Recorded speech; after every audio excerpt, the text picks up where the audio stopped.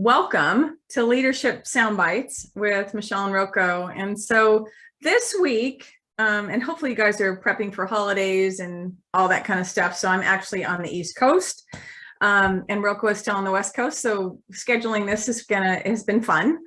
But welcome back. And this week, Rocco, I think we chose a topic of the power of a curious mind. Curious mind.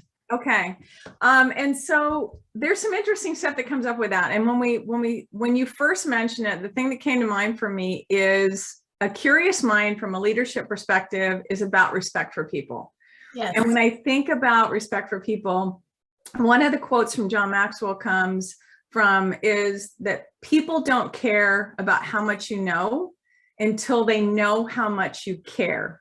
And I think when you think about a curious mind and respect for people, that is an awesome way for leaders.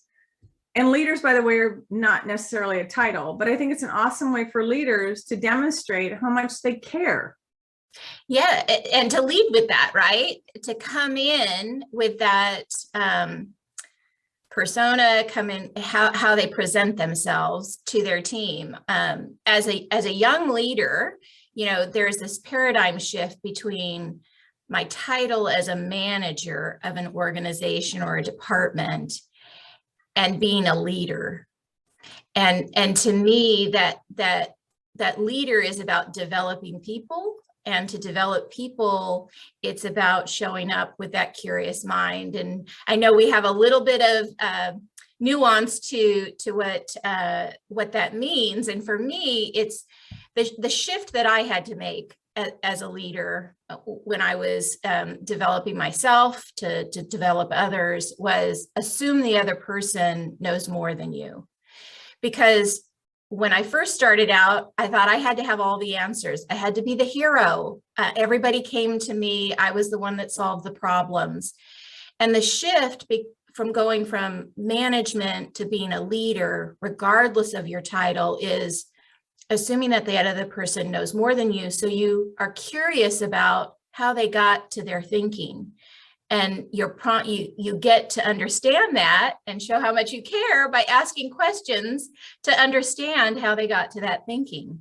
Yeah, there's a nuance to that, right? Because when I hear that someone else knows more, I don't know that there's an assumption we have to make that someone else knows more. I think the assumption we need to make is someone else knows different stuff. They may know the same stuff, but and they have a different perspective. Because the thing is, and I go back to it was some leadership development program that people have gone through, and I was a coach supporting that program. And one of the analogies they gave was around getting different perspectives as a leader to make better quality decisions. And the analogy that they gave was not that one, was around GPS. Right. And so in the old days, in the beginning with Garmin and TomTom and everything else, you literally had a satellite that was guiding you. And so you heard stories about people that were taking right-hand turns into lakes, right? And I think there was a Seinfeld episode, a similar thing, right? Because you're just blindly right. Because the accuracy is not that great because you've got one satellite. So I'll compare that to one perspective, right?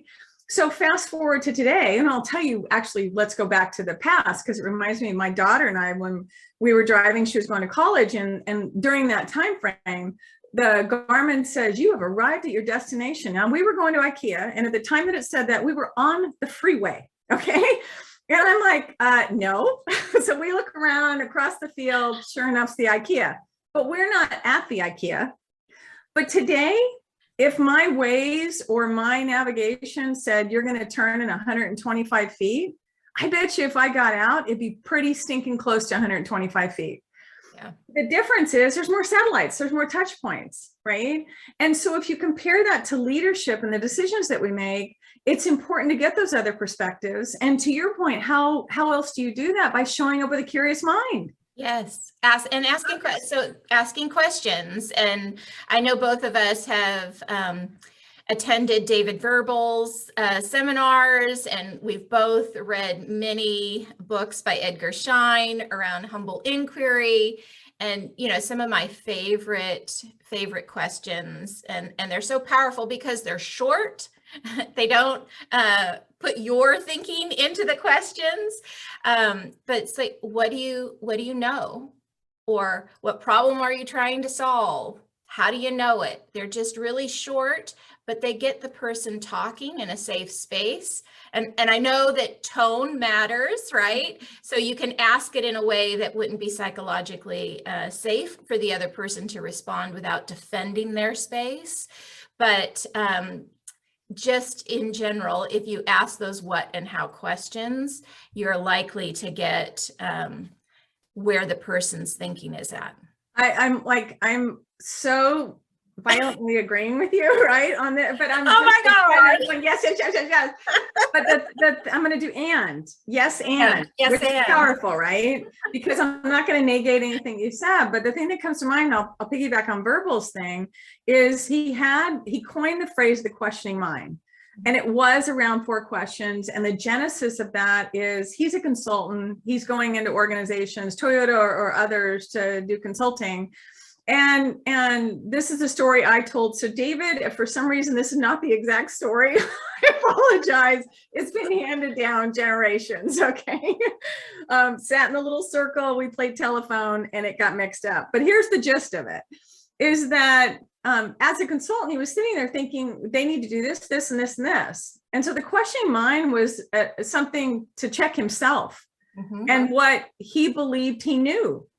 And I think it's important for us as leaders to do the same thing, right? So the questioning mind questions are, what do I know?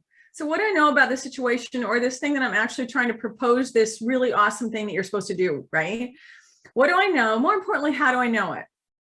Do I know it because I've connected with people that are doing the work that I know firsthand? Or is it something I know from my years of experience and not necessarily connected to this thing? The other part of it is, right, what do I need to know? So part of that is, who do I talk to? What things do I need to do to surface my own assumptions? And then how do I learn it? And in fact, I was on a coaching call yesterday with a leader, and those 4 questions are 4 questions that I shared with her. And I said, here's what it is. And she goes, I'm taking notes. So to me, those are powerful. What do I know? How do I know it? What do I need to know? How can I learn it? Yep. And to your point, it hands down supports a questioning mind for leaders to show up like that and not assume that we have to be the answer people. Yeah. Because that's daunting. It is. And it's disrespectful, to go back to your original point when we started, it's disrespectful to show up and immediately go to the why questions, because it immediately puts up the guards of people that you're asking those questions of, and it wants them to defend like, oh man, I'm being punished, as opposed to showing up with that caring and respect and tell me what your perspective is, or tell me what you know about why you're doing it this way or this or thing. help me understand. Yeah. Help me understand. Or for me, it's like, I'm not tracking with you or what you're thinking that had you arrive at X or whatever it may be. But to your point, the intention matters. So I'm not going in to catch someone or do whatever. I'm going in to understand, to better understand what's going on, what the thinking is, because there's not just one way of doing something. Yeah. There are several ways of doing something. And what can you learn from somebody else? Yeah. So what do we want people to walk away with? Be humble, be humble, be respectful, show up with caring, and come with that curious mind, that questioning mind, what and how questions. Yeah. So the what do I know? How do I know it? What do I need to know? How can I learn it? And remember that people, let me see if I remember, people don't care how much you know until they know how much you care. So this is Leadership Soundbites. We super would love to have your comments or suggestions. We've had someone make a suggestion on a power of topic that we're going to be talking about in future weeks. So thank you very much for that. And until next time, have a great one. Thank you.